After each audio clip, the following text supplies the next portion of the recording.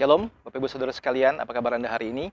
Harap semua dalam kondisi tubuh yang baik dan sehat dan tidak terasa kita sudah memasuki hari-hari terakhir dari bulan Oktober ini. Anugerah Tuhan berlimpah di dalam hidup kita sekalian. Selamat datang kepada Bapak Ibu Saudara yang baru pertama kali mendengarkan renungan dari His Pattern Ministry. Saya berharap kiranya lewat renungan yang disampaikan boleh menjadi kekuatan bagi hidup kita sekalian.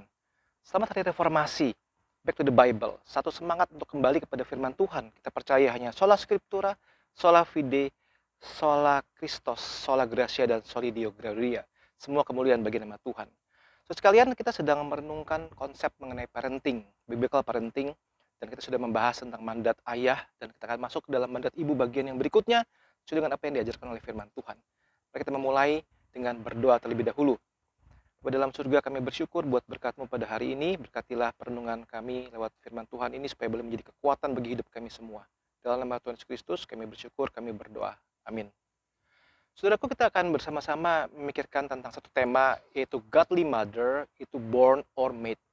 Seorang ibu yang rohani, seorang ibu yang saleh itu, apakah dia dilahirkan atau dia dibentuk?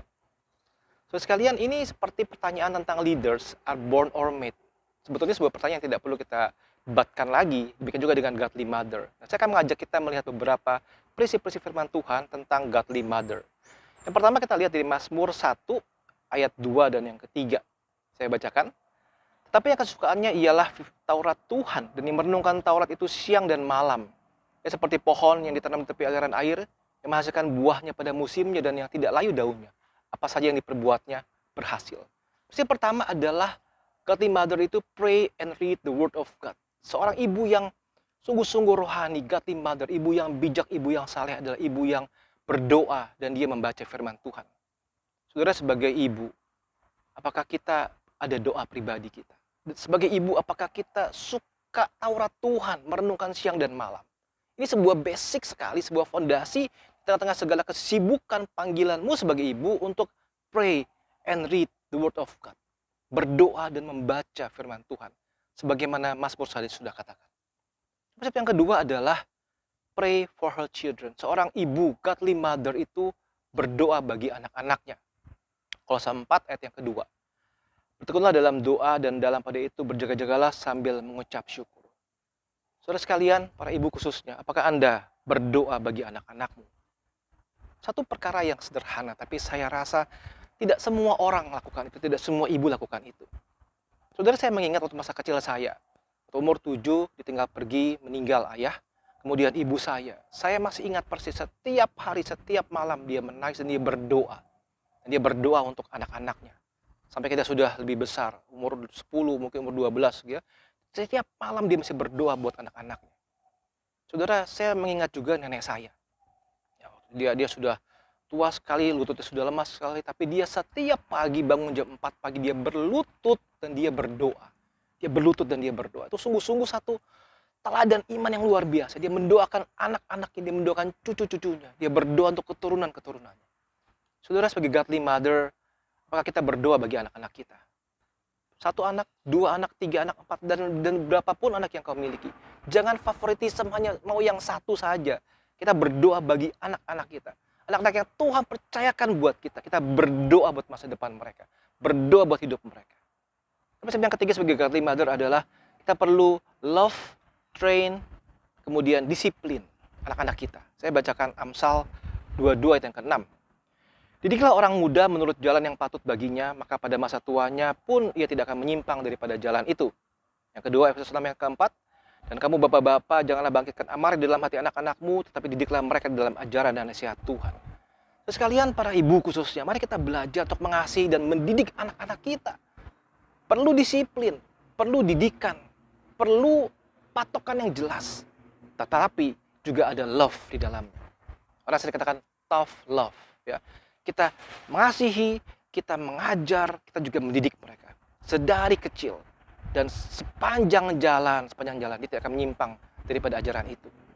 Saudara, jangan cuma ngomongin tentang nilai-nilai di sekolah saja. Jangan cuma ngomongin tentang keterampilan-keterampilan saja, tetapi mengajarkan mereka sungguh-sungguh jalan Tuhan. Dan jikalau mereka menyimpang, didiklah kembali kepada jalan yang benar. Prinsip yang keempat adalah godly mother build up her house. Amsal 14 ayat yang pertama. Perempuan yang bijak mendirikan rumahnya, tetapi yang bodoh meruntuhkannya dengan tangannya sendiri. Build up her house. Mereka mengurusi urusan rumah tangga, mereka membangun rumah tangga. Saudara, apakah engkau seorang wanita karir? Bisakah kita mengatur, memanage waktu juga untuk bisa mengatur rumah tangga kita? Jangan sampai kita memiliki uang yang berlimpah, kita oper hanya untuk ke secara rumah tangga, sehingga kita tidak ada belonging ke rumah kita, kita tidak build up rumah kita, kita tidak mengurusi urusan rumah tangga kita. Kita harus kembali kepada firman Tuhan. Perempuan yang bijak mendirikan rumahnya, Lalu prinsip yang kelima yang terakhir adalah ketika mother itu wise steward of her home, time, and resources. Seorang wanita, seorang ibu yang menata layan, melakukan tanggung jawab yang sungguh-sungguh di rumah, waktunya, resourcesnya, apapun itu, dia memiliki tanggung jawab yang penuh. Amsal 31 ayat yang ke-27. Ia mengawasi segala perbuatan rumah tangganya, makanan kemalasan tidak dimakannya. Sebagai seorang penata layan, saudara, penata layan. Sekali lagi, apapun panggilanmu di dalam profesi dan sebagainya, kita juga perlu bisa mengatur, memanage seluruh urusan-urusan rumah tangga kita. Dia mengawasi seluruh perbuatan rumah tangganya, kata Amsal. Dan jika Anda mau memperhatikan Amsal 31, ayat 10 hingga 31, sebuah gambaran tentang istri yang bijak. Saya percaya juga sebuah gambaran tentang ibu yang bijak. Begitu banyak wisdom di dalamnya. Saudara bisa membaca, merenungkan, dan berkaca seperti apakah aku pada hari ini. Sebagai sebuah kesimpulan, saudara, ada beberapa poin yang saya pikir kita perlu pikirkan.